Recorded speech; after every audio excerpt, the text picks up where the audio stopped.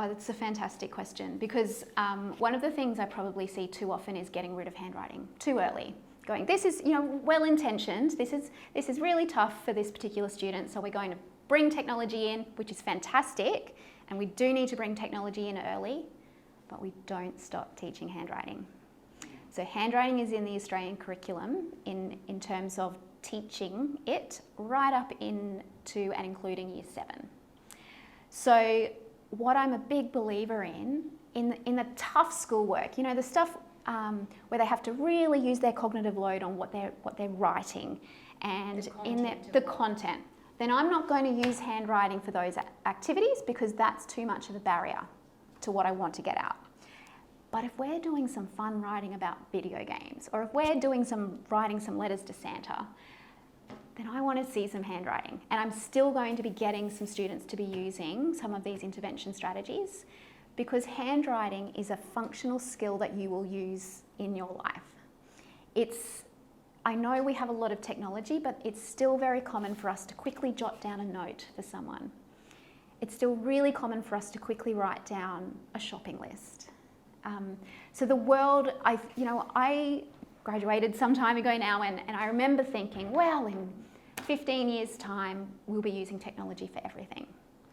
And here we are, and we are not using technology for everything. So really important to balance, bring technology in, make sure handwriting challenge is never a barrier to a student being able to learn or to be able to show what they know, but keep teaching handwriting in a fun, motivating, and supported way.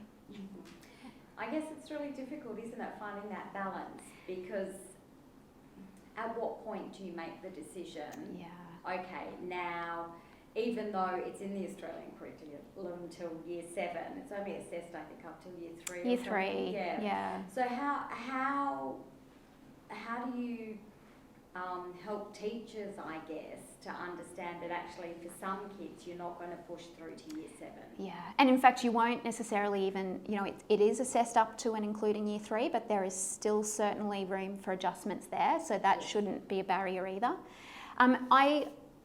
I'd like to suggest to teachers that you shouldn't have to make that decision on your own. So it's a decision you make as a team.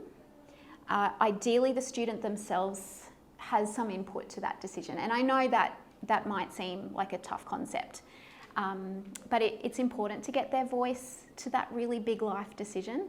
It's important to have the parents or the carers' voice to this decision as well, and there might be some inclusion support teachers in the school, or there might be an occupational therapist that can come and help make that decision. So it is a big decision, and like I said, you're not throwing away handwriting, but it's working out the balance between technology and handwriting, and making sure that you've got a little bit of both, but making those decisions about, okay, so when we're doing some assessment, what are we going to use?